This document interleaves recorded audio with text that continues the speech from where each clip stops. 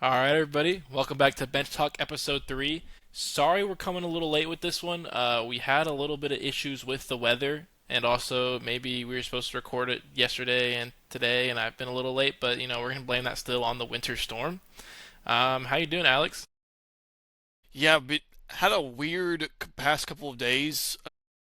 Originally heard that we were going to get, 18 inches of snow, and then it went down to 4, and turns out all we got was ice. And then they decided that the whole entire state of Tennessee can't handle ice, and so everything basically was like a bomb blew up and didn't have power, lost water. I don't even know how that happens.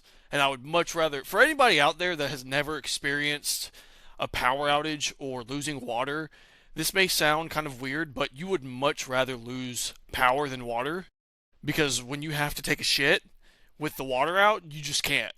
And so, it's been a rough past couple of days. So I'm gonna reiterate, sorry for the podcast coming out late, but the boys been struggling. The boys have been grinding out here.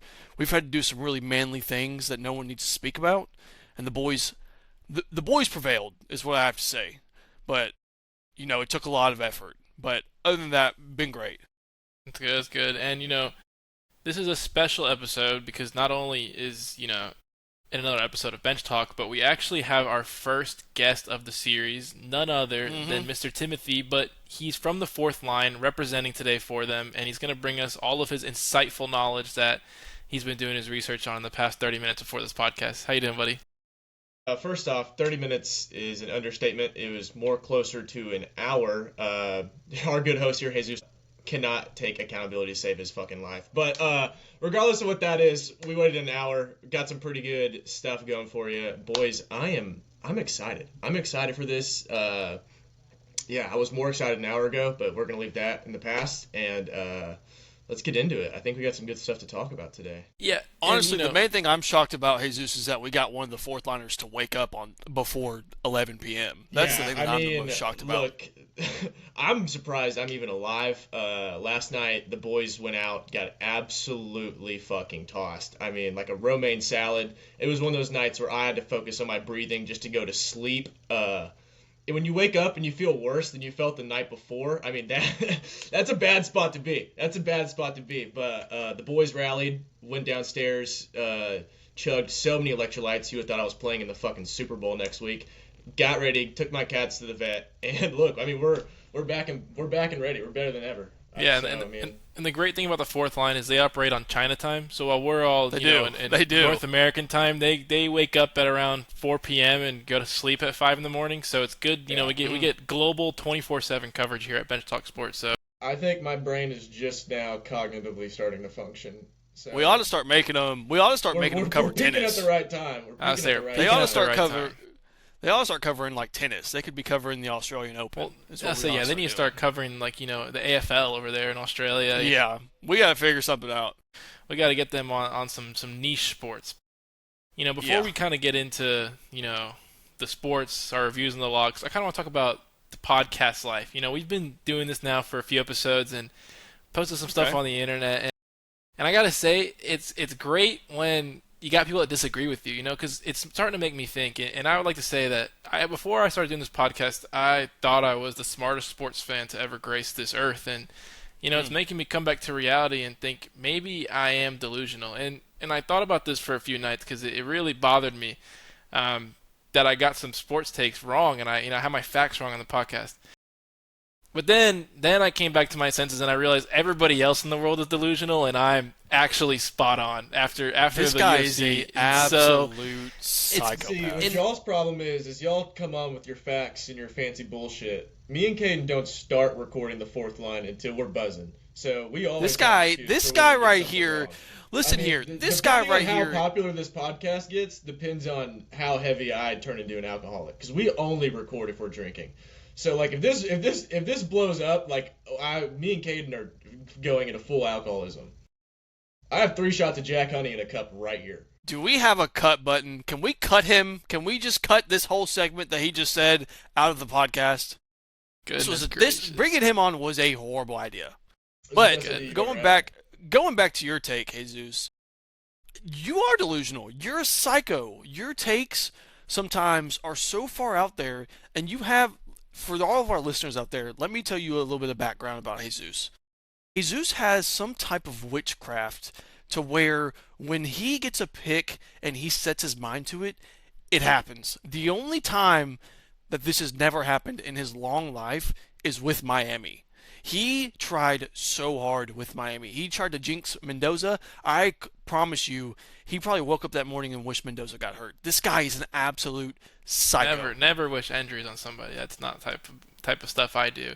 I feel like my picks are usually right. It's not witchcraft. It's just you know ball knowledge, and so it just gets mistaken when you're just such a fortune teller like myself. But with that being said, we'll get now into the sports news, and I want to go start off with a review on our locks because the people aren't happy. I knew you Just were going to do this. primarily with Alex's performance, and let me give you some I knew statistics you were here. going to do this. I knew you were going to do this. Alex is at 1 for 8 over 2 episodes on the locks. What are you? Including an Tell 0 me and what you are. 3. I am 3 for 8 with a 2 for 3 last week. Listen, And so listen. You have rode this UFC parlay that Joey hit and have claimed it as your own, and so you're on this no. giant high because you think that you went, 8 for 8 one weekend. You didn't. You went none. None of my parlays have hit, and none of your parlays have hit. We're basically tied. I'm just 0-0. giving picks, and out of 8 picks, I've gotten 3 right. And so we're not telling people what to do with their money. It's not financial advice. You don't even have to. We're just saying what we think's going to happen, and right now, I'm 2 up on you. So maybe that can change. Okay. I know you've come into this with some research because you don't like losing, and No. and I really love winning. So that's why I did my research too. Moving into the crazy sports news of the week, it's usually where we start. You have to start here. What is going on in the NFL where Bill freaking Belichick is not getting into the Hall of Fame? I mean, who's voting? I mean, they got to out those guys. Like, what is going they on? got to. You gotta saw- reveal who those people are. I saw somebody come out on Twitter. I should have grabbed his name. Who I think is a voter, and he specifically was just like, "Hey, I didn't vote for him." I think, and we will get to this. And this is my hot take of the day. I think that they did this on purpose to get the Patriots more fired up for the Super Bowl. This is building a narrative. This is starting to build a narrative to where, the Patriots are these underdogs. You screw out their old former coach who is undoubtedly, unanimously should have been a first ballot Hall of Famer. And now it's just playing into this little story of we screwed their former coach and now they're just going to come out of nowhere and be the big bag dogs again and they're back. That's what I think is going to happen. I think they did it on purpose. I think we've got a fugazi, some type of conspiracy theory going on. Seriously. There's something going on behind the scenes. I don't think I could disagree more with you entirely. I think, one, if you think the Patriots give a damn about the North Carolina football coach who's dating a 20-year-old right now when they're playing for the Super Bowl, like the last thing Drake May cares about as he's eating the cookies his beautiful wife baked for him the night before, he's not thinking about, oh, fuck, dude, Bill Belichick didn't get in the Hall of Fame. We're fucked. We're not going to win the Super Bowl now. Like, that's not how they're thinking. I think it has everything to do with Deflategate and Spygate. I think all the complaining about cheating from a decade ago, people are just now starting to do that, which I still think is a stupid reason not to vote him in. I mean, he's won 8 out of 59 Super Bowls, like, ever. Like, I don't see how that's not a first ballot Hall of Famer, but I also don't think this is a sticking it to the Patriots organization. I think so. don't think that's The commissioner of the commissioner of the voting literally hates Belichick. Like they have a giant feud. He literally hates him. It could definitely be personal, but I don't think it's personal to the Patriots. I think it's just all right. Bill Let's Belichick. watch. I hate the Patriots more, just as much as the next guy does. Like, I mean, I like. Now we're gonna get into the Patriots because we're gonna talk about that Patriots Broncos game, and I'm gonna kind of give you guys my debrief on the Patriots and why they make me so angry. But I don't think this one was as much of a Patriots thing as much of a. Did Bill Belichick not doing well after Brady left taint his legacy that times the cheating? I mean, I think that Brady got one since Brady got one when he left, and Belichick wasn't able to put together a competent team after Brady was gone, which is obviously incredibly hard after you lose arguably the best quarterback of all time. The best quarterback of all time. I think Brady winning one may have tainted some of the memory of the voters and being like, well, Belichick just got carried by Brady. And so No. I think if anything, I just think it was North incompetence Carolina, anyway. I think if anything, him going to North Carolina hurt more than him. He's I by think far it the best was NFL coach ever. I think it was just like when all that shit happened way back when with the Spygate and the Deflategate. I mean, if you look back, they basically just gave him a slap on the wrist. Like, I don't even think anything happened. And I think there was a backdoor conversation back then where they're like, hey, we're not going to get you in trouble for this, and we're going to let your team keep rolling because Roger Goodell loves money, and they were, I mean, probably the biggest cash cow they've ever had. So, but I think there was a backdoor agreement that was made where they're like, hey, you're not going to get in trouble for this, but just know when it comes time, which is what we're at now, for us to vote you in, we're going to leave you out a year. I think So there's a either way, it's a backdoor. conspiracy theory. I think there was a backdoor deal that was made. That's what I think. Because I mean, if he's not a first ballot Hall of Fame coach, there are none. Yeah, he. I think even with the cheating allegations, he still has to be a first ballot. Like And Yeah, it's just what yeah. is now. It's just what are you going to describe as a first ballot Hall of Fame coach now? If he's not one, Jesus, seriously, like what is? Mike There isn't. McDaniel. Yeah, right. That's a fucking psycho, dude. No, I'm But kidding. I'm Mike I kidding. mean, McDaniel. Jeff Hapley.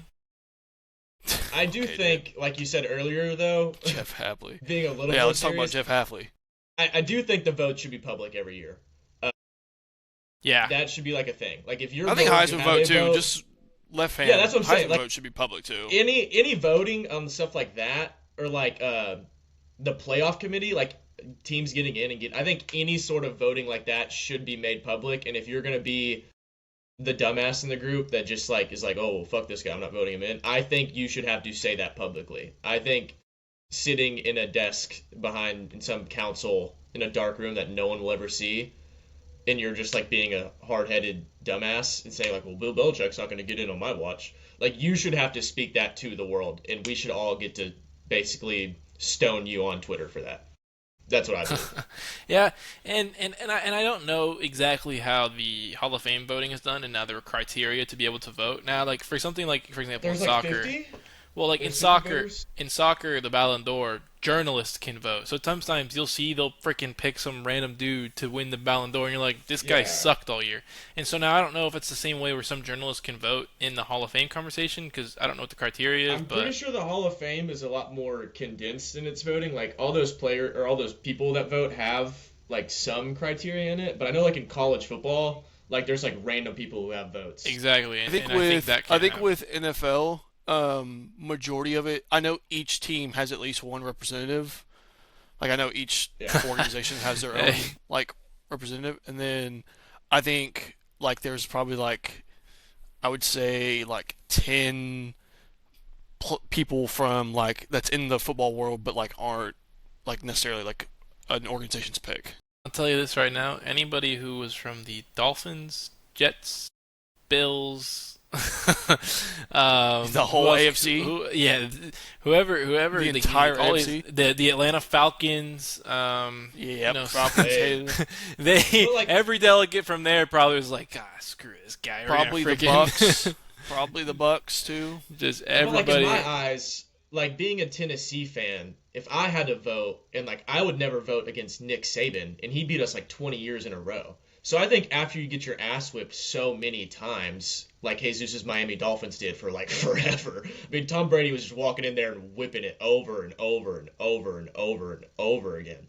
I mean, it was so bad. It was terrible. It's just They seriously might. terrible. I mean, like full on belt to ass. Jesus, like I I mean, don't they know if might you have well. remember They back might as then. well. They might as well have been playing the games, at Coral Gables High School. I mean, that's They really might as well Yeah. have. as well. But like my whole thing about that is like if someone beats you so consistently, and like I'm done taking jabs, but like just saying like whether it's any of those divisional teams, you have to build some level of respect. Because like a lot of times, like some of those teams had good things going on. It was like we just can't get through Brady, whether that's any AFC team. And it's like if that's the case, then you have to at some point you have to be like, hey, they're just better. You can only say like he deflated football so many times. No, I mean, I agree with you. I agree. It was insane. Moving on to the next bit of news, and now I don't know how familiar you guys with this, but this might have been the craziest sporting event of the week. Champions League. So, and honestly, this was on me. I should have told you guys about this because I feel like you guys would have got involved. There's 18 games played at once to decide the final standings in soccer, and so people will just put like 18 leg parlays, and it's like just the craziest day now. But in the games, they're all played. Is Real Madrid versus Benfica. Now, let me give you context. The top 8 teams of the Champions League playoffs get a free advance. They don't have to play through the first round here. The bottom 16 teams play against each other in order of, like a snake. So one plays 16, two plays 15. College basketball style. Exactly. And so Real Madrid are playing Benfica. It is 3-3. Tight game. Benfica need to win. It is the 95th minute of the game. Like, this is the last play of the game. They send the goalie up. And now, if you know anything about soccer, Real Madrid is one of the best clubs in the entire world. If not, the best to some people. This team, Benfica, kicks the ball in to the box, and the goalie scores in the 94th minute to bring them into the playoffs, and the whole team just goes on the pitch and celebrates. It is the craziest scenes. I mean, talk to me. I mean, what do you guys think about, like, what are some of the craziest finishes? Because it kind of reminded me, I'm like, this might be one of the most insane finishes to a game. I mean, what do you guys think in recent history for sports for you guys has been some of just the craziest, last second clutch moments? I think what could have been would have been a Caleb Williams in the playoffs if they had won that game. I think that throw goes down in history. Now that just goes into his highlight tape, and so it's gonna. there's a couple of moments that I have, but what do you guys think in your mind recently? Just off recent history, I mean, I'm going to give it to two people. It's kind of like a tandem. First off, Kurt Signetti calling a QB draw on 4th and 5. That takes kahunas. Not to beat a dead horse, Jesus. I'm so sorry. That was a free lob. Yeah, I don't mean this, but I'm not doing this to dog on you. But I mean, that's a crazy play from a coach, like putting all the trust in this guy. Like, hey, we know you already won the Heisman, but like, go out and show everyone. And for him, I mean, he got hit so hard he was a fucking helicopter in the air. And that was a pretty big play in terms of recentness, I guess. I feel like every year in college basketball, like in March Madness, though, there's always like one or two. I mean, you can pick any year and pick one. Yeah, I was gonna. And how recent do we want this to be? Like we talking like last just 10 anything years? that comes to mind. What comes to mind? I mean, last night, the Carolina Hurricanes scored 3 goals in 2 minutes and then won in overtime. We were just gonna keep talking about teams that pound Florida teams. I mean, I mean, I was gonna say tell your teams to start winning. I don't know what to tell you. I think if we're just doing like recent, I think you could take any single one of the Chicago Bears games this whole entire year, and just what was it, like nine comebacks or something? 8 or 9 comebacks the whole entire year. Yeah. I mean, I think you could take any single one of their games. I think you could take a majority of the March Madness from last year. I mean, you could. I feel like in sports now more so than like way back in the day, there's just more comebacks with just because I think teams are just so much more level. If that makes sense. Yeah, I agree with you, but one just popped It feels up like there's on comebacks Jesus. all the time. Yeah, but I don't know if y'all remember, if y'all watched whenever the last 2024, was that the last Summer Olympics? When USA? the France and USA game was close, and Steph Curry, I mean, Put a him to step back sleep. over 3 people. If you ever go back, you should look at the call from that game and the French announcers. They were calling him like the devil of America or something. Like he was literally giving them like nightmares. So I mean, if you just look at those games, like I think that was one of the craziest, especially if you're a big basketball fan. I mean, you have to watch that. It's seriously insane. And everyone knew he was going to shoot it too. Like as soon as Team USA had the ball, it was like, how is Curry going to shoot this 3? And I don't think anyone thought he was going to miss it either. Like it was the craziest moment of our lives. At least for me. I mean, I love Team USA basketball. So. I think basketball-wise for me, the one Bron. season, I say one season stands in mind, and not only Braun, but I want to say the Warriors that year. Was it that year that they came 3-1 down from OKC, and then is that same year? Yeah. Where Game 6, and I think it was. Or was that the year before? I don't remember, but that was an insane sports moment as well as Curry and Klay Thompson, and I mean, that was during my period of I was being a Warriors talk about hater. Heat with Ray Allen, if you want to go way back. Oh, I mean, yeah. Or even the year before with, I mean, they were coming back against the Mavs, but I mean, we don't know what Yeah, happens, I mean, but yeah. I think one of my favorite plays from the Heat's, it might not have been like the clutchest moment, but I don't think if LeBron blocks Tiago Splitter,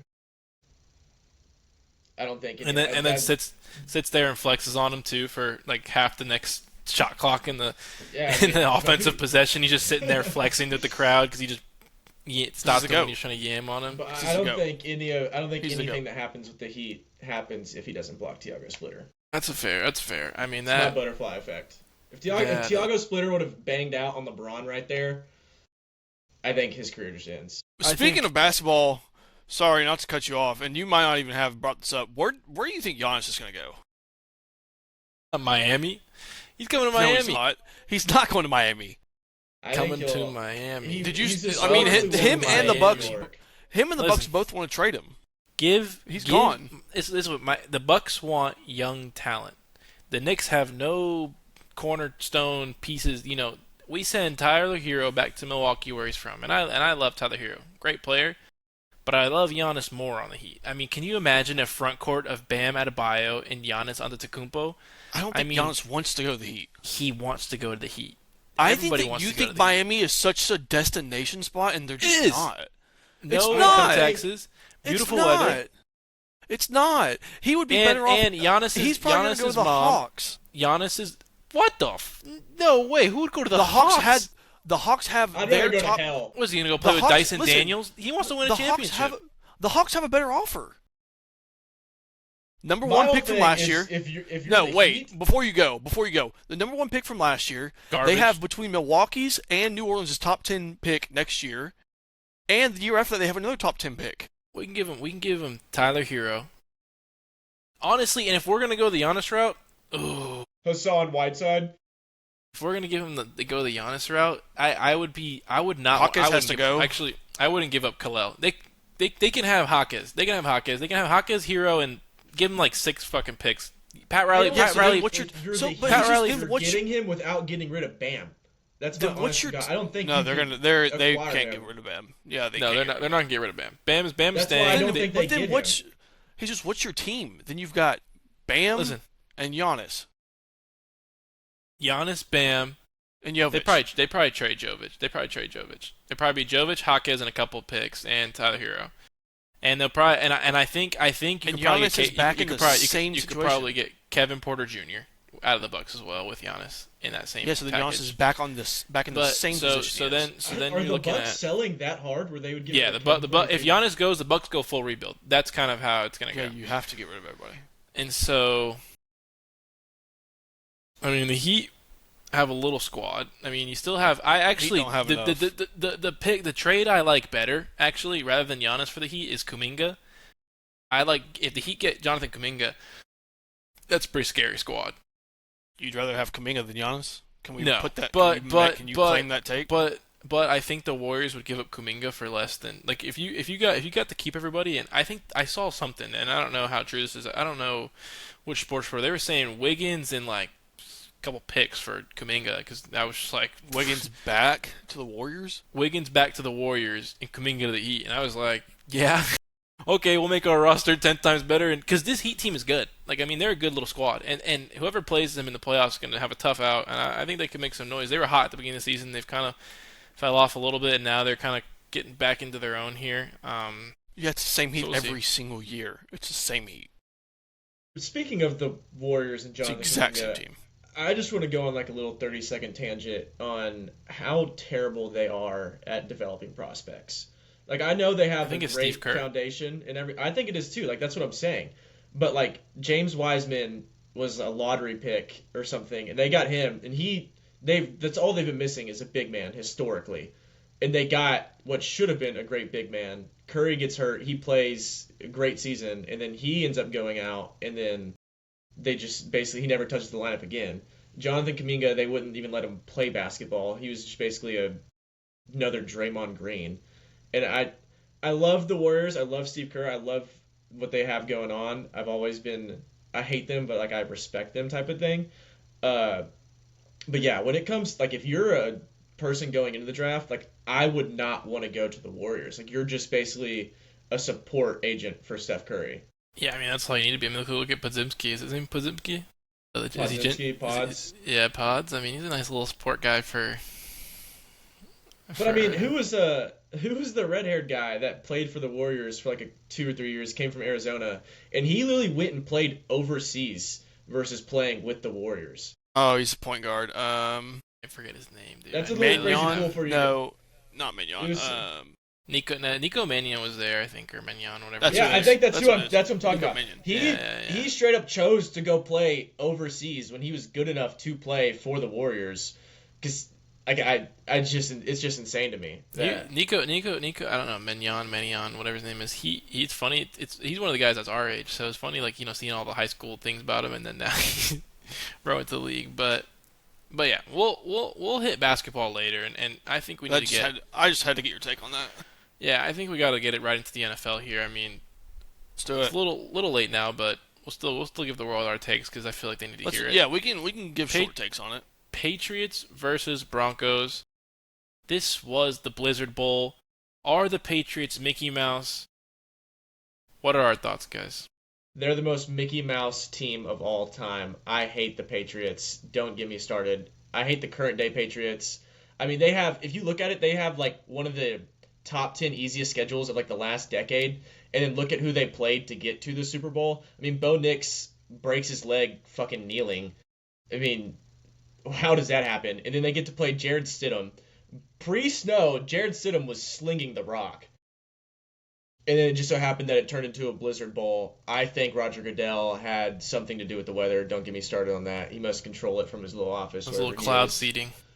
Yeah, Yeah, yeah, speaking that's about exactly what weather, it was. I pray that the NFL does not get rid of open roof stadiums. We need more Blizzard Bowls.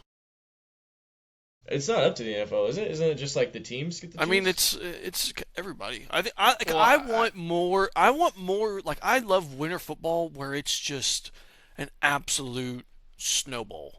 We need more of it. We didn't get enough this year. How many snow games do we have? Two, I mean, three, you got a team maybe including the like Eagles. Buffalo. Buffalo would never cover their stadium if they don't have to. I mean, that's a competitive advantage. They would never do that. I think Same thing with Lambeau out yeah, in Wisconsin. They're not going to We do didn't it. get one. We didn't really get any in Chicago. It snowed pregame, but it never got on the field.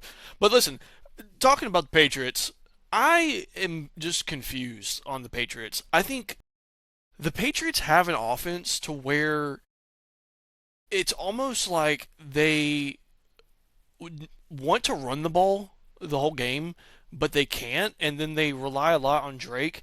And the biggest plays from the Patriots last two, maybe the whole playoff run has just been Drake May dropping back and then not having anybody and running.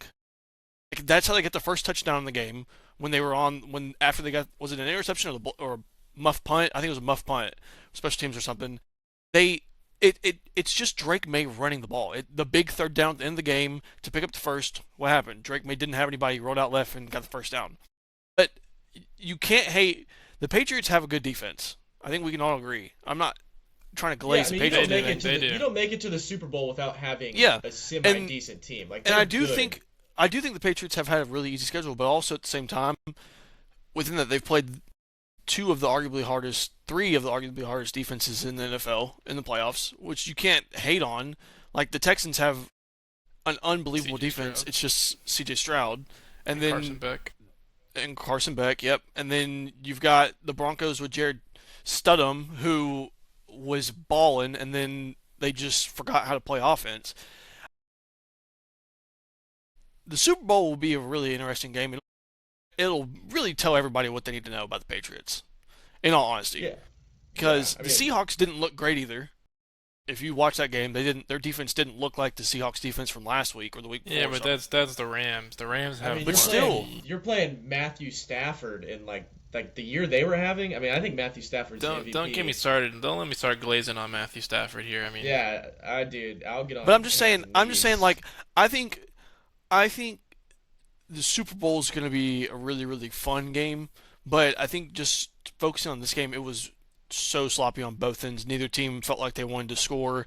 Neither team could really move the ball. And the Broncos, I think, missed three field goals or two field goals. I think that was probably the biggest part about the whole entire game was their kicker couldn't kick at home, and it was just the game overall was just sloppy and slow. Yeah, I mean, but talking about the Patriots schedule, I am a big believer they've had the easiest schedule and it's ridiculous. But then, kind of play devil's advocate, you can only play who's in front of you. I mean, that's what they've done the whole year. They win when they needed to, whether it be ugly or pretty. So I mean, I can only hate so much before I like have to come to my senses and say that they're where they're at because they've done what they're supposed to do. And if half of our teams did what they were supposed to do, we'd be in that position, but they didn't. So we can all sit here and Yeah. cope, but Let, they let played me the get Super started Bowl. here. Let me get started here.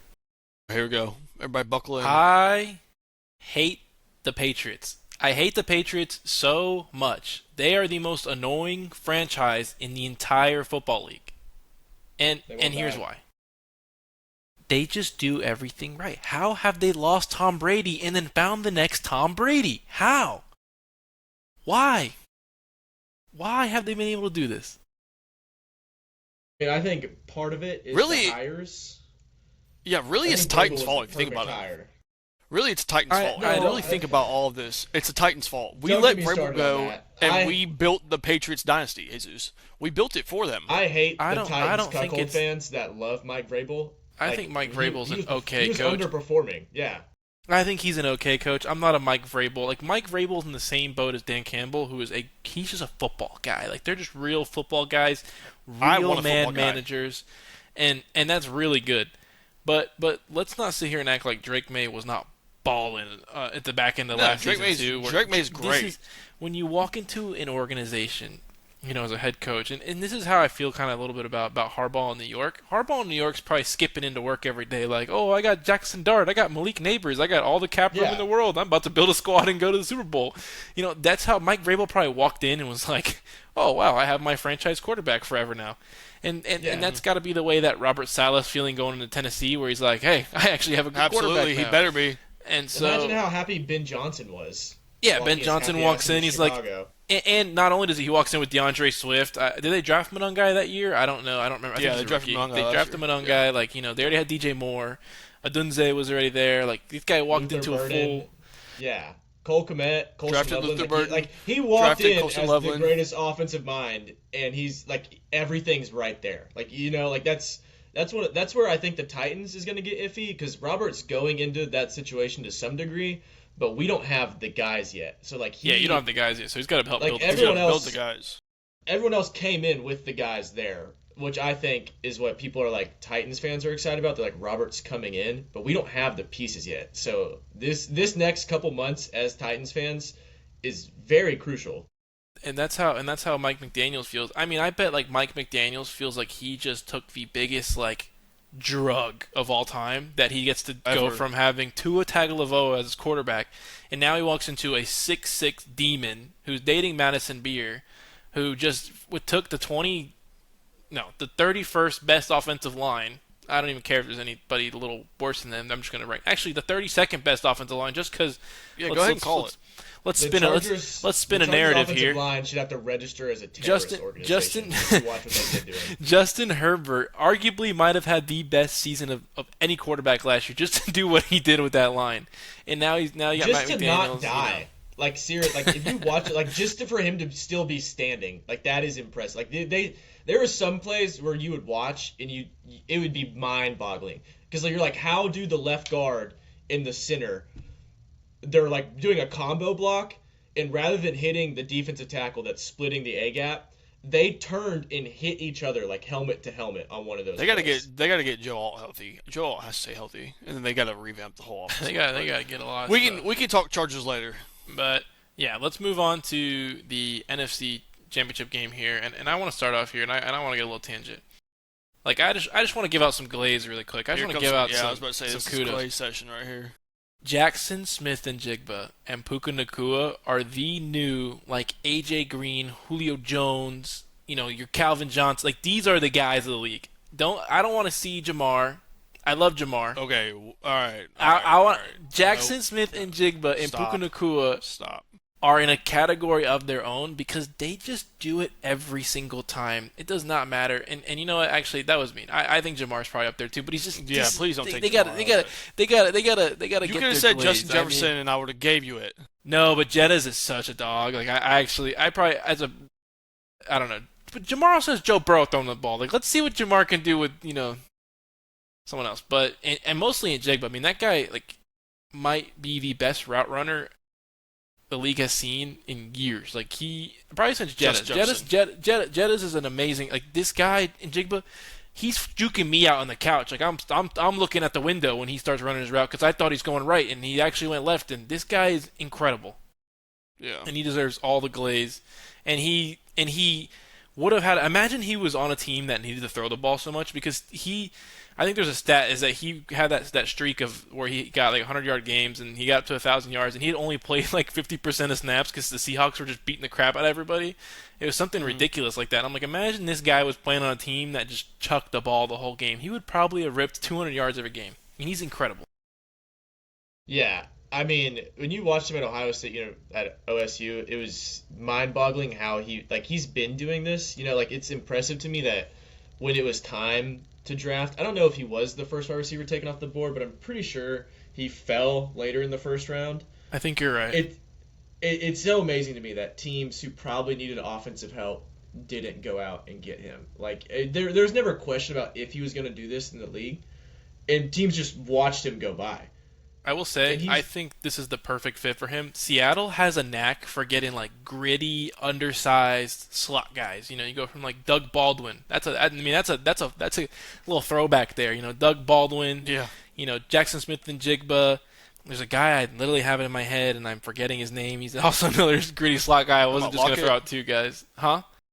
Yeah, Lockett? Tyler Lock. I think was Tyler Lockett a slot guy? I don't know. I Yeah. was not as Yeah, familiar because with DK Lockett, was out Well, but bad. the Seahawks have notoriously been good for like they don't really have X and Z's. Z's the slot, X is the wideout. For those who don't know, they're really good. And same thing with the Rams, honestly, which is like if you're an offensive guy, you should watch those teams play football. I mean, it's like heaven on earth. But they scheme their guys into the best position for them to get open.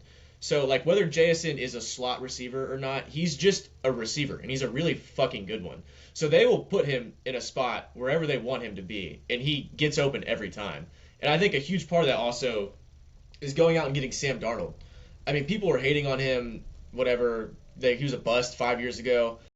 Sam Darnold is very, very good at putting the ball where it needs to be. We saw it with Jay Jettis last year. They won 14 games. He's now in the Super Bowl with JSN. Like, he will get the ball where it needs to go. You just have to have receivers that are getting open, and then you combine that with the Seahawks' ability, which they've been able to do for years of scheming guys open. I mean, it's a match made in heaven. We yeah. get to watch it every week. I think Sam Darnold times good defense is a match made in heaven. Like you give Sam Darnold good field position, you get ahead in games. I mean, Sam Darnold is probably one of the best play action passers in the entire league. I mean, Yeah, like that's his bread and butter. And so you get ahead in games, you get the run game going, you get Sam Darnold in good field position. And I mean, can we talk about how you know was it 7 years ago, 8 years ago the Jets drafted him? I don't know how long ago. He was deemed a failure, and now Sam Darnold is going to be our Lord and Savior to stop this damn Patriots the organization frauds. from winning another freaking Super Bowl. If the Patriots win again, there's no hope ever in the NFL. Everyone who supports a team just needs to all become Patriots fans, and that's it. They're Would you monopolizing rather? what Would they're you doing. rather see the Cowboys win a Super Bowl or the Patriots win a Super Bowl? Patriots. Can I I choose hate to the just never Cowboys. watch I football can't. again? I can't, dude. You know how bad it would be if the Cowboys won a Super Bowl? It would If it's be. after Jerry Jones dies, then I wouldn't care. I want him to die without him seeing another Super Bowl. I hate Jerry Jones. Like I want, I do not want him to see it. Like I'm being so serious, and that's call it what you want, but call a spade a spade. He is what he has done to the Dallas Cowboys is like he should have relinquished his position years ago. And I think when you're this selfish and you just refuse to give it up, like I think the Patriots are more deserving of one, 1,000%. So that's why I would go with Patriots because I think if you're Jerry Jones, you don't deserve it. You don't deserve it. You deserve some Um, punishment for the shit you've done. I will say, and this is going back to Seahawks. I think one of the biggest turning points for the Seahawks was picking up Rashid Shaheed. He adds that level of deep threat and just his pure speed, and we saw it with the first kick 2 weeks ago, but also the first play of this game, just Sam Darnold throwing a deep just go ball to him.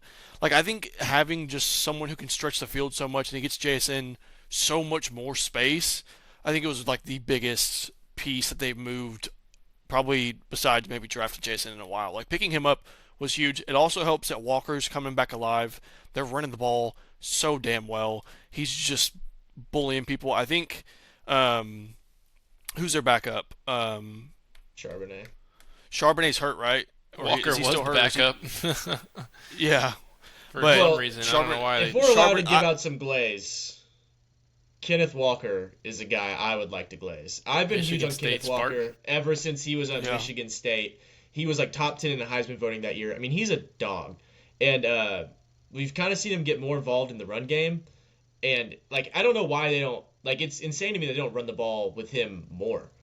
Like, he is a phenomenal runner, like an insanely Yeah. good runner. He makes guys miss. He breaks tackles. He can catch the ball out of the backfield. He can run in between the tackles, outside the tackles. I don't know. I don't know why they don't give him 15 plus carries a game. And Yeah. that's coming from a guy who had on my fantasy team this year. I had Zach Charbonnet and Kenneth Walker. Those were my starting running backs. Hey, just That's before we bold. move on, I want to glaze Devontae Adams. You got to. You What got a to. what a year he's had. I wanted the It Rams to do it was so bad for him. that last throw, or maybe the second to last throw that Stafford threw to him, that little out was one of the craziest throws I've ever seen. Stafford has to come back. We cannot let him retire. Like we just can't. He has to come back. He's got the team to do it. They just need a couple more pieces, and then they're just there. Because if you lose Stafford, the Rams have to go full rebuild. You just have to. I don't even know if they need more pieces. I mean, that game was close. Like, you know, like I think it could have gone either way. It happened to go the Seahawks way. Sorry, I'm blanking. But like, I mean, take away a couple plays from that game. I mean, like the Rams are in the Super Bowl and most likely going to win it, which Yeah, this is is just a the very Benchtalk discouraging begging. feeling. But yeah, I mean, Sean McVay's This already is came out and said if Matthew Stafford wants to play football, he's going to play for the Rams. So I mean, it's just a Matthew Stafford thing, and you have to imagine there's very few football players quite like Matthew Stafford left in the world. I don't see a world where he doesn't come back next year and just run it back. And I think that Philip everyone else is on Rivers the could same do it. page. Philip Rivers could Really? do it. You think? Yeah, yeah. Philip Rivers. Like him coming back was awesome. But That yeah, was a beautiful thing to watch. I mean, but I yeah. mean, Matthew Stafford's one of those guys. I mean, when you just talk about football, you can't talk about it without Matthew Stafford. I don't think anyone. I'll put this out there. I don't think anyone throws a prettier ball than Matthew Stafford. I mean, it's a beauty every time it comes out of his hands. And yeah, he was the number one pick for a reason out of Georgia. I mean, he was Probably a great MVP too. player. And so, I mean, I think he's him and played a lot of Flacco football. are 1A and 1B for prettiest spiral. Flacco, what a guy. God, If you Joe watch Flacco Flacco. through the football, Love Joe Flacco. it's a thing of beauty. I say yeah. I But mean, so Seahawks Rams, just a lot of glaze. Great game overall. We all hate the Awesome Patriots. game. I mean, that was probably this in my eyes. That was probably the Super Bowl. Like I thought, whoever came out of that game, I think And- they're and- both better than the Patriots. And we're gonna talk about the So, Super Bowl. We're gonna talk about the Super Bowl in Yeah. the next episode. But Next week is big Super Bowl talk. I think the Patriots are gonna win it. I hate to say that, and it makes me depressed to say I that. also, but I also I kind of think they're gonna his win it. host right But- now is attempting his voodoo magic. no, and no, trying no, to no, curse the no, no, Patriots. no, No, That's what I think is going on right now. I think me and you are I- on the same page.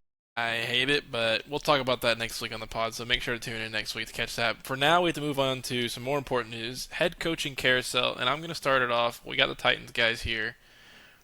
We do. It's Titans- not actually head coaching carersel. It's more so offensive coordinator. Yeah, it carousel was a here. huge Brian it was a huge Dable. week for Was the Brian Titans. Dable. Dabble. Dable. Dable. Something Brian like Dable. that. Brian Dable. Brian Dable. I struggle with names, man. huge pickup for the Titans. I think Dable is such a good offensive coach, and I was very scared that the Bills were going to hire him. I kind of narrowed it down. It was really between McDaniels and Dable for OC that I really wanted, and then once obviously McDaniels signed with the Chargers, I was full in on Dable, and I think it's a really, really good pickup. I love this the staff that we're building right now. I think we got to go out and find a DC, someone who can kind of just write the I know Saul is gonna be calling like defensive plays, but I think we got to find someone who fits kind of his scheme. I think Tennessee's kind of building a staff. I mean, I think They went we've out got and an got offensive it guy. was either the Eagles or the Chiefs wide receiver coach, one of the two, Yeah, which is a pretty big pickup. I think McDaniel's was obviously the biggest OC. Like if anyone could have gotten him, that's who they wanted. Once he got signed by the Chargers, like Al said, the next best one was Brian Dable. I yeah. also like we're building the baldest coaching staff as well. That's a pretty cool thing to watch out for. There's gonna be a lot of shining heads in Nashville. Just know The the first lights Sunday won't of the be too week. bright on Sundays for the shiny Yeah. heads. But I mean, I agree. The defensive coordinator position, we'll see who Saleh gets. He's gonna play call, so I kind of don't think it matters too much who he gets because he's pretty much probably gonna be the majority of it. But I think when you sign a big defensive coach like that, you got to go get an OC, and we did, which was the next step. And now the Titans are on to the third step, which is finding guys. So we'll Yeah, see we got to if spend they some can And money. accomplish that. and the question after Dable or Dable, gosh, I'm the Dable. worst with However the names. fuck you say it. Yeah, Dable. I think Dable's doing this, and he wants to turn this Titans offense around and then go grab another head coaching job. But so the question will Yeah, I be, who do you agree. get after Dable? But that's for a podcast in the future. Let's talk about this. Might be these next two hires, and I just want to talk about them in specific, or them specifically, because I don't understand them. So first off, we're gonna go to the Bills, and we talked about how the Bills is probably the worst job to get if you're a head coach because you have to make the Super Bowl or else you have a failure. And so Yeah, they you're getting fired. promoted Joe Brady from the OC position to the head coach, and I like Joe Brady. I think he's a good football guy. Like I mean, he's been around for a while now, and I just don't get if you're gonna fire McDermott, why hire some guy that was on his staff? Like I don't understand. If you want fresh and you want Yeah, new, I don't My whole I think a understand lot thing that. of with it. the Bills was you let. I mean, I know you're in the playoffs, but like the big moves in terms of coaches were already being made before they let go of McDermott. So I think releasing McDermott, firing him, whatever, when they did, was probably not the best move. I mean, like, 'cause if I don't know, was there anyone still available by the time? Like maybe Stefanski. I don't think Nagy's been picked up, but like, do you want one of those guys to be your coach either? Like, I think all the good prospects were gone by the time they let go of McDermott. That's why it's just such a questionable decision, and I don't get it, really, truly. I think he was just a sacrificial lamb. I don't think they really Yeah, wanted to make changes, but I think at some I point agree. you're like, well, something's got to change, and you start at the top, work your way down, and they're like, well, you're not doing it. Maybe this guy has a better idea. But I mean, I even mean, I, the Bills front office, when you go out and listen to what he said about Keon Coleman, that was.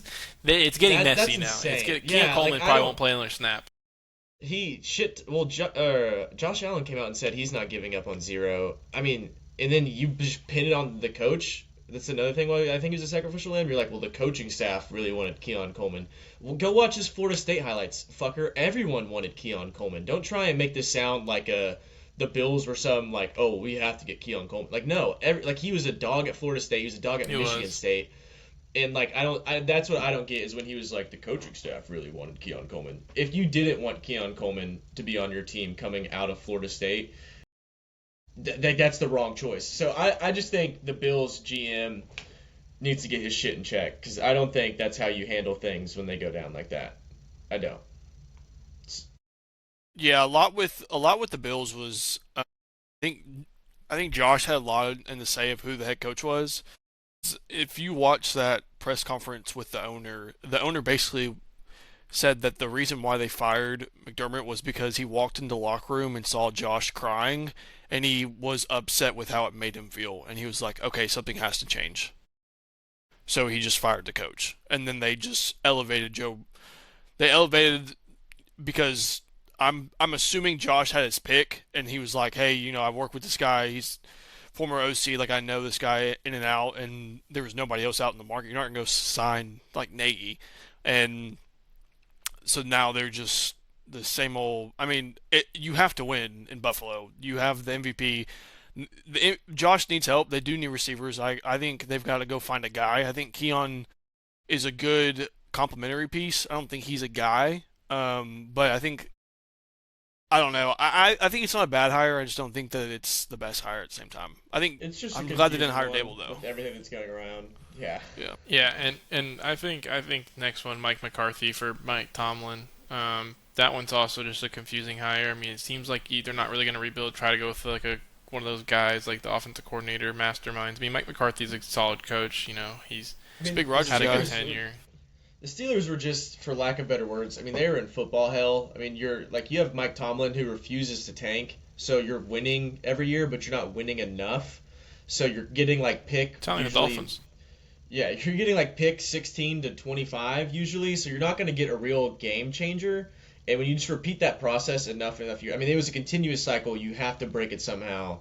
You get rid of Tomlin, which I think everyone saw coming, but then you replace him with Mike. Like that's the part where I think Jesus is right. Like that's the kicker. Like that's who you went out and get, but you're also not willing to just go all in on a rebuild. Doesn't make sense to me. But I do think Tomlin stepping down was the right play. Yeah, and just that kind of sums up the whole head coaching carousel. A lot of questionable decisions, couple of good hires. I mean, we're all going to see how it plays out. A lot of new guys that we didn't mention felt like we didn't have enough ball knowledge to really give you any insight on like Monken to the Browns or Stefanski to the Falcons. That's a fun one. He gets to play Baker twice a year now after yeah. basically throwing in the towel on Baker. I don't know if y'all So saw that. Baker yeah, went Baker on was to like I Twitter was so excited. and Yeah, started and talking his shit. That'll be fun to watch. That's a fun thing to watch. But also, I think if you're the Falcons, you haven't been that great recently. You go out and get Stefanski. I don't. That's another one. I don't think you mentioned that I'm and confused about. yeah, I don't think that's the right play there. Especially because the Falcons started to turn things around at the end of the season. Like they were winning games towards the end of the year. yeah, but the Falcons always do that. The Falcons love to It's just the be Falcons. God tier when the pressure's off. Hmm. And that's the thing with the Falcons. So it's such an interesting scenario, and I mean, I think yeah, all the head coaching carousel is starting to come to an end. But wanted to highlight those. I felt like those were the big ones that we need to touch on. I do think Munkin, though, not to interrupt you, I know you mentioned that. Munkin, I think, is a good hire for Cleveland. He was the one who really wanted Shador in Baltimore. So for him to get picked up by a divisional opponent, become their head coach, and like the first thing he said to Shador was like, "I tried to get your ass in Baltimore." Like they laughed about it. So I think that's a fun one that's not as big of a deal, but I think that's my personal pick for something you should watch because Stefanski wasn't willing to let Shador really run the offense. Big play against the Titans. What is it? It's 2-point conversion. You take him off the field. I think next year we're going to see a lot different Browns where they're going to let Shador. He's been doing this a lot next year. I think one way or another with Munkins. Yeah, and it's gonna be fun to watch. But let's move on now to the PGA Tour. Golf season is upon us, and not only is the PGA Tour exciting, but it's gonna be really exciting for me to get back on the golf course. I know, like we're really So pushing. excited. We're pushing. We're pushing PGA levels. I mean, and now let me give you guys context on my golf game here. So we've had a rough. We just started playing about a year ago now, and we picked it up quickly. Gotta say, that's how, like I'm an athlete at the end of the day. Like so, like I start to pick up things quickly. Like I'm not really bad at a lot of stuff, but golf frustrated me a little bit. Because I played baseball. I got that nice slice because I got that baseball swing, and so as an athlete, I now am closing in on a 20 handicap. Which Hell doesn't yeah. sound very athletic. Hell yeah. No, For those who play golf, no, but that's pretty difficult. yeah, it is difficult, and but I will say golf is so hard, and it's humbled me in so many ways. 'Cause I'm like, man, I just can't get it. No matter how hard you try, it just takes time and takes game knowledge and game. You have to just go play. That's like the only way to get better. Hmm. Just continually playing and continually doing it. And so, was excited though. I was living in Australia for a few months, so I got a couple extended months of golf season, and that was doing my game wonders. I hit my best round through nine. I played nine, had my highest score through nine. I shot around like a 43 through nine, and so that was really good. Really excited about that. But now the winter came, and we're back to square one. We're like, man, this is gonna be a rough golf season. But luckily for the PGA Tour guys, is they can go play and they're anywhere around the world and just practice. So they're I probably in think top all of form. them, I think every single one of them lives in Jupiter, Florida, which I think Yeah, it's the most beautiful weather 365 days a year. yeah, it's great. So South Florida's got great weather for golf all they year. never have an off Yeah, season out and there. so, No. but highlights of PGA Tour, just like me, trying to get in the PGA. I didn't make it, but Brooks Koepka and Patrick Reed joined the tour. What does this mean for Huge. Liv? Lives I dying. think Lives dying, for lack of better words. I think their one star left is Bryson DeChambeau. I don't know if y'all have ever been to a live tournament. I went to the one in Nashville a year or two ago. It's a fun time, but they don't have the media coverage for it. Like I know for a fact, Jesus and Al both have never watched a live tournament on TV. If I'm wrong, I'll Venmo someone $100, but I know they haven't. I've seen a live tournament. Yeah, probably by accident. You weren't looking for it. But it's a fun time when you're there. I don't think Watch the it's Grant Horvat sustainable. video. Yeah, Counts. exactly. Pretty much The counts. duels have more views than the actual tournament does, and I just don't think it's sustainable long term. I mean, you have the Saudi guys that came out, gave everyone a shit ton of money, basically writing blank checks. People take it. I think Brooks took it. What was it, 3 or 4 years ago when that happened? When he was the captain of Smash Golf Club.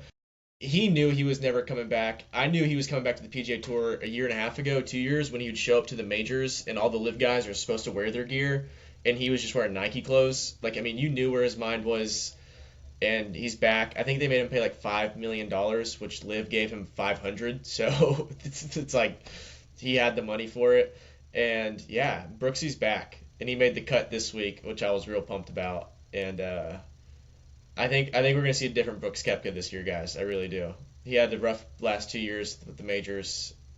I think we're getting old Brooks back. I really do. Yeah, I think PGA's in a great spot. I like the new rule of re-entry. I don't think Yeah. it's going to be a long-term thing, but I like the fact that it's open right now. I would love to see, and this would crush Liv, but I'd love to see Rom get back in. I don't think Bryson will. I think he actually just re-signed like an extension, but He's in the process of re-signing. That's been a big talk or right now. yeah, Is I would how love much are they going to pay Bryson to keep him? yeah, I would love to see them kind of grab one or two more guys. Um, but the PGA's been fun. I mean, this is second tournament of the season so far. First tournament was awesome Scotty's with already won one, I Sky's think. already won one with Blades Brown. Blades Brown was an awesome kind of caveat to everything. Um, Great story, by the way, for those of y'all who don't know Blades Brown's story. He forewent college because his dad is like terminally ill, and his dad travels with him to every tournament. And so rather than going to play at Vanderbilt, which I think is where he was signed, I said think, I know, and he forewent college to go play on tour, and his dad goes with him to every tournament. So not only is he a great golf player, but when you look into his story, it's a great thing to root for too. I mean, he's the nicest guy ever. And yeah, I don't know. Not to interrupt you, Al, but if you don't know who Blades Brown is, read his story. It's pretty sick. yeah. But Jesus, I actually have a question for you. Hmm. Could we become the best betters of all time if we just bet on Scotty to win every single week? That's It has kind a of better like return than the S&P 500. Like seriously, if that's we kind of just like Christian every McCaffrey week, touchdown. yeah, if we just bet Scotty Scheffler to win a tournament every single week, like will we just be the richest people of all time? Yeah, yeah, you If you would. just compound that and just but then you lose it off. He doesn't win. Yeah, I mean, I don't know. Definitely, Well, I definitely No, a think but you like don't. question. No, but you don't have to. No, I but think you the don't have to. last 3 years, it was like if you put $100 on Scotty to win every week, you would make more money than if you put money into the S&P 500, which is like has the guaranteed like it's guaranteed to go up, and he's more likely to win than the S&P 500 is. When you think about that, when you put it into terms of that, it really shows you he is one and then two starts like over here. Like he's just simply better than everyone else. Just like me And for real. he would He is just yeah. like you. But I He is just guarantee like you you. if I start betting on Scotty Scheffler to win, he's gonna go back to the Corn Ferry Tour. So the power's in my hands. Speaking of who do we think will win? I want your prediction on who's going to win. We'll start with you, Al. This tournament right now, I think Koepka's going to win it. Hot take, I'm going to take Brooks Koepka. Making the cut was huge. Who do you have? I think Dalton? you both are going to have the same pick. I don't know. Guys, Unk still has it. Justin Rose set the 40 or whatever it is, 36 hole record at Torrey Pines with 17 under in 2 days. If you've watched him play, Justin Rose's game has always been he puts the ball where it needs to be. And a course like Torrey Pines, where if you miss it left or right, you're either in a bunker, you miss it short, like every single hole has bunkers around it. The rough is super long. Justin Rose, that's why he performed so well at the Masters too. Justin Rose has the record for the 36 holes. I think he's 17 under in 2 days. Granted, they're splitting the north and south course 9 holes each day, I think. But my pick's Justin Rose. Like I don't see a world like his game matches up so well for Torrey Pines in the sense of every single time he hits the ball, it's on a frozen rope. Like it's very rare that he misses the fairway. He's gonna get every green in regulation, and then he's good enough where if he doesn't, he can get up and down and save par. Uh, my dark horse candidate, though, I don't know if y'all have seen this. Joel Damon, full swing legend, is third right now in the rankings. Bucket hat. Mr. Bucket hat. If you watch Full Swing, you know Joel Damon's the greatest guy of all time, and for him to be third, I mean that's a guy everyone roots for all the time. So just seeing him in contention is a great thing. He dropped like 100 points in the world ranking in the last year or two. And so for him to be back in contention, especially at a tough course like Torrey Pines, it's a great thing. But my pick is Justin Rose. I think he wins it. So we have Justin Rose, and we have Brooks Koepka. Brooks. Brooksy. I Ride Brooks with me, Jesus. Let's ride a little Brooksy this weekend. I'm going freaking Siwoo Kim. Love it. Great pick. Siwoo Kim played great last week. Give me something Played crazy. great last week. No, So, I ain't but, crazy. You played great last week. The waste Whatever you're management's about to say coming up. about Brooks, we're going to cut it out. Don't even dare hate on Brooks. So whatever I'm you got to not. say, save it. This isn't my lock of the week, but this is just something to keep in mind. Waste management's coming up. Brooks is officially back on the PGA Tour. Brooks won the waste management in 2015. Guys, do you know who played in the Super Bowl in 2015? Seahawks Patriots. Who plays in the Super Bowl this year, Jesus? Seahawks Patriots. Brooks Koepka is going to win the waste management tournament, guys. That's it. I think it's February 8th is when it starts, that time frame. It's like the biggest tournament. All the guys will be playing in it. That's my pick for the waste management. I think he's due for a win on the PGA Tour, and I think that's a sign. I think the stars have aligned.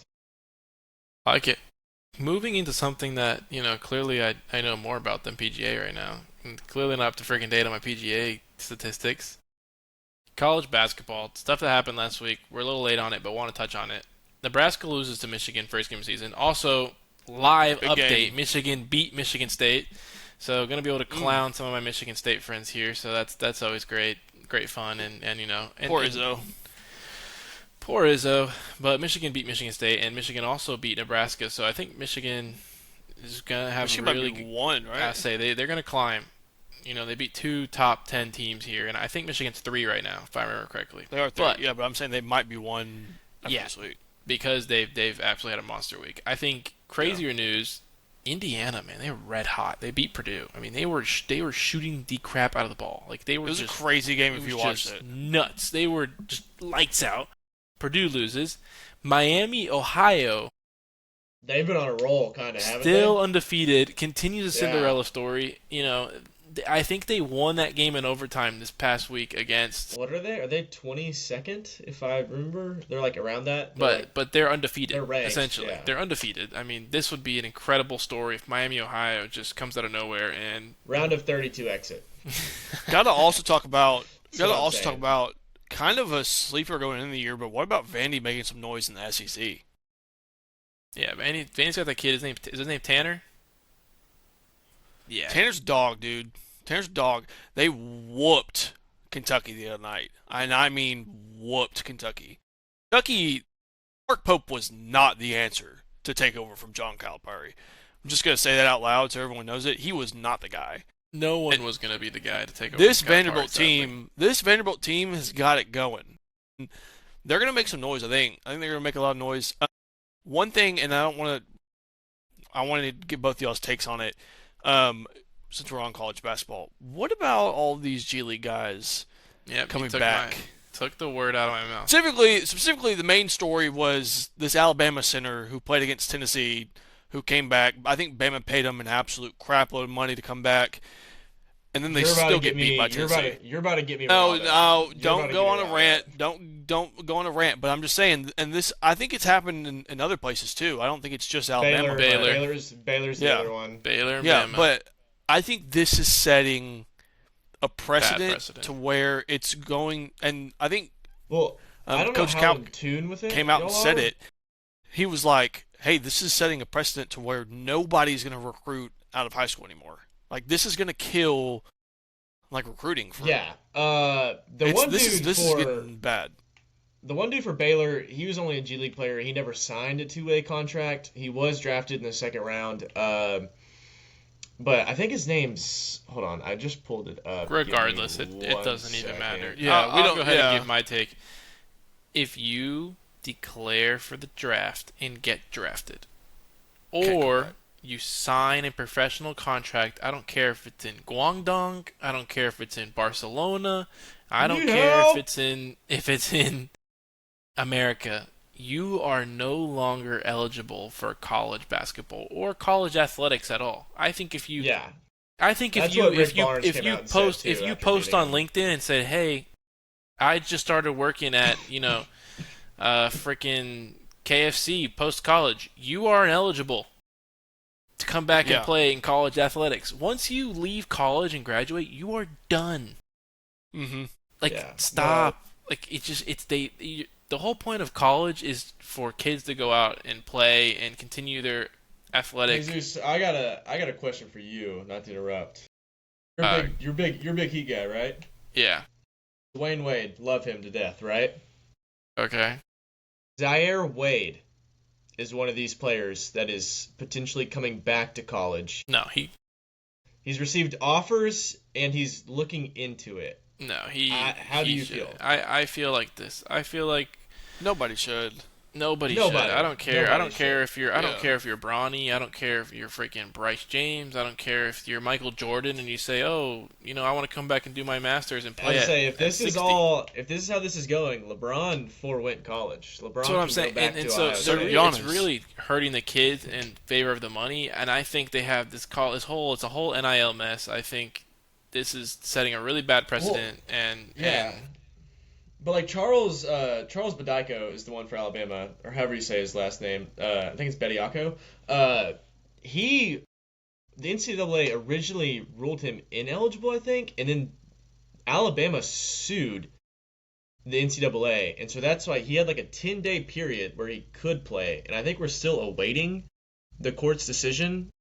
I think it might have came out that he was eligible to play the rest of the season. well, that's the whole problem with college athletics now is they're doing contracts. So essentially, these guys are professionals now, and they're not college athletes, and that is the whole Yeah. It's the problem with same thing when you're a NIL. junior in college football. When you declare, you forego your college Yes, eligibility. and you're done. And That's how that that's the works. same thing. For example, in the transfer portal for college football, Miami went and got Darian Mensah from Duke. Duke said, He "Hold shouldn't have on been now." able to. He shouldn't have been able to sign with Miami. And I partially agree with you, as and Was so it? Correct me if I'm wrong. Was it because he took Duke's NIL money already? Is that He the- signed- the- signed. he signed with He Duke. signed the contract. But that's Like the the problem, letter of though, right? intent, Is or now like that the you're NIL signing contract? contracts, and now it kills the whole call. It's all a mess. They need to figure something out. They need to put the players first. Right now, they're putting the money first, and it's causing the money is going to be there. People love college sports. There's nothing that gets America going more than college athletics. They need to sit down and realize they are killing the game, and not only killing the game, they're hurting these kids. I mean, first and foremost, they're college athletes. They're not just athletes, and so they need to remember that. Yeah. Now, I think that's our college basketball hoops segment here. We're going to really get into college hoops next month after the Olympics because March Madness is going to be coming up. So I'm really excited to, get in there. If Benchtalk gets the first perfect bracket, this year. I mean, I think that would be the most legendary thing to ever We'll happen. I do retire. have We'll one retire the thing to add podcast. on to the college basketball. Go ahead before we go. I might have had the worst. I might have had the bad beat of the year. For those of you who don't know, don't watch SEC basketball. Tennessee played Georgia at Georgia. It was a really good game. The line for the game was Tennessee minus 1.5. I took that line. Georgia's down three, right? They have to score a three to send it to overtime. He drives in the paint. Everyone thinks he's going to kick it out. Point 0.6 seconds left. He takes a layup. Tennessee wins by one. Ultimate bad beat of all time. Ultimate bad beat of all time. I mean, glad to see the Vols win, but I mean, holy hell. I mean, if there's ever a bad beat, that's it. You have to score a three to extend the game. He takes a layup, basically says we'll just lose by one, and T Diddy loses $20. I mean, it's just as simple as that. I mean, what a fucking beat. Yeah, I mean that's a horrible beat. And speaking of bad beats, we're gonna give you good beats here. Talk to me. Let's give him some good beats. So Let's win some money. so let's get our locks of the week. And now just to remind the folks at home, Alex is 1 for 8 so far on the season, and I'm This three for guy's an eight. absolute And psycho. so as your first time, Mr. Tim, If we're you gonna keep give up with the fourth liners, I'm 1 for 2. I'm 1 for 2. Tim's 1 for 2. So we're gonna give him the chance here to start us off. Give us your locks. You're the guest. You go first. What do you have for us today? We have a huge hockey slate tomorrow. Finally glad we're talking about hockey. Huge hockey slate tomorrow. I think just about every single team plays. The games start at noon, go all the way till 10. Sharks. Let's look at what I have here. Yeah. The Sharks play Calgary tomorrow in Calgary. If you've kept up with it at all, holy shit, my screen is so bright. If you keep up with it at all, Calgary's been basically selling. They're getting rid of all their players. Rasmus Anderson's a big one. I think there's another player on their team that's on the block that they're receiving offers for. They're dumping. They're in the race for Gavin McKenna. Sharks go into Calgary. Macklin Celebrini, basically, he's 19 years old and he's on pace for over 100 points across 82 games. Sharks money line in Calgary, you gotta have it. You gotta have it. There's no way. I think it's like even odds if the Sharks aren't plus money, which is insane. DraftKings is basically giving you an opportunity to make free money. Take it. I have $20 on that. And Stars money line versus the Mammoth.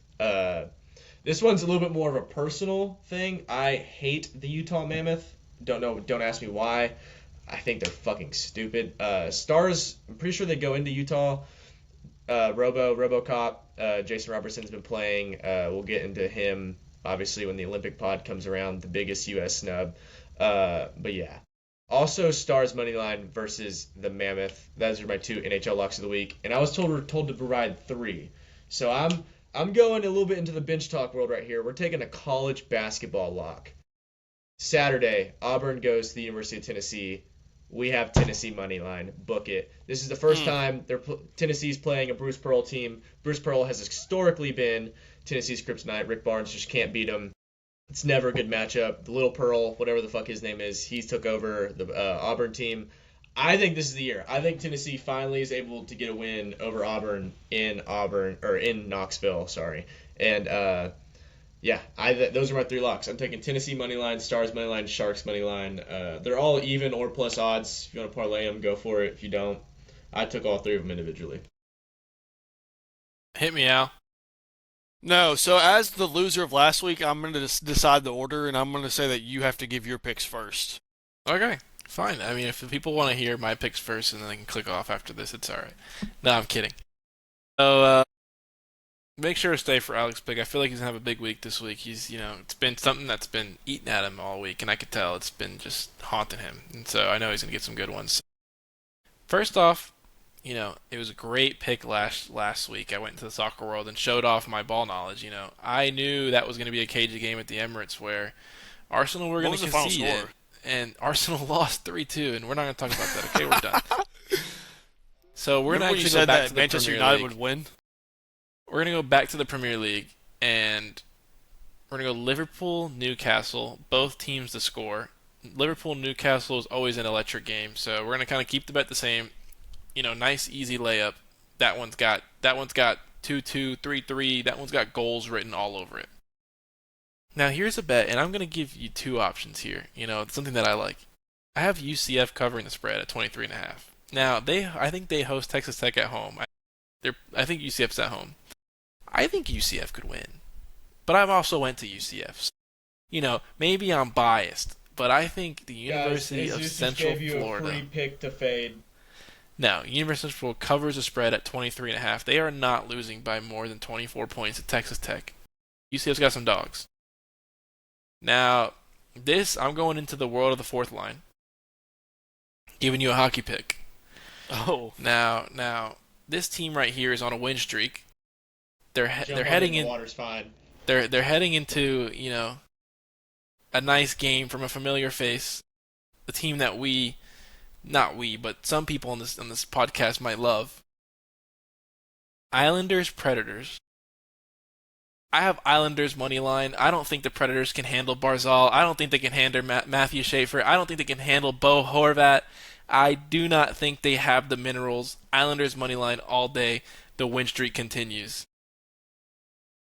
Yeah, I mean, as much as I hate you to death for that, Reed Schaefer, D-man for the Islanders, is playing his ass off right now. The Islanders are winning. I mean, it's a tough game for the Preds to win. The Preds have to win it. They're right within striking distance of the wild card spot. I think they're like 5 points back.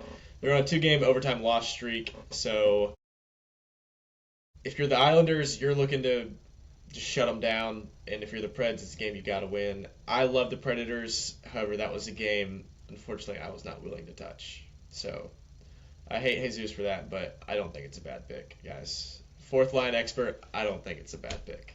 I don't think so. wow. So here comes the Jesus Glaze. Okay. So my picks for the Not week. glazing Jesus. For my first pick, I'm gonna stick with PGA. I'm gonna take Brooks Koepka with a top 10 finish this week. I want to take that. That's pretty. Do you know the That's odds got on some. that, Al?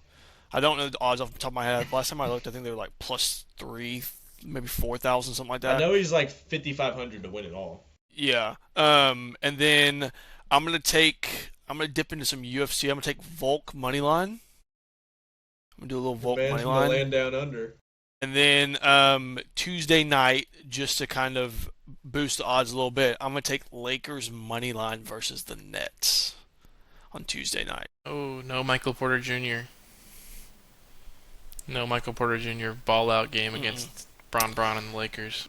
Yep. Is that So a I'm gonna back-to-back? take. Are the Lakers coming off a back-to-back for that? Yeah, they play the Knicks Sunday. No, it's not a back to back. They play the Knicks Sunday, and then they've got Monday off, and then they play the Nets on Tuesday. So my picks: Brooks top 10 finish, Volk money line, and then Lakers money line over the Nets. So you Yeah. took Volk winning outright. You didn't take it by a certain. Yeah, line? just outright, just outright. No, I love it, and I think we got some great picks for you guys. Again, pick the ones that you feel you like. We're just out here telling the future, and some of us are telling the future better than others. But if you made it this far, thank you so much for watching the pod. We really appreciate your support, and you guys even being here and watching us goofballs just sit here and give our delusional sports takes. We'll see you guys next week. We're gonna have a big one next week. We're probably gonna see maybe a fourth line appearance again. We have a little Shameless bit of plug, guys. we if you have have a not little already, check out the fourth liners. of We're course, also, we're a check good out the time. fourth We're a good liners, time. and we're gonna be getting to Olympic hockey soon. We got Super Bowl coming up. We got a big week of sports. This one was kind of a little bit of a different week where we want to throw some new sports in there because obviously we're getting out of football season. We're gonna show you guys that we're a multi-talented podcast. We don't just follow football. We follow basketball. We somewhat follow golf. We Some of us. some of us better than others. We follow soccer. We got everything for you guys. So all of your sporting needs will be gifted by the Bench Talk Pod. So thank you guys for watching this As much, always. and we'll see you next time.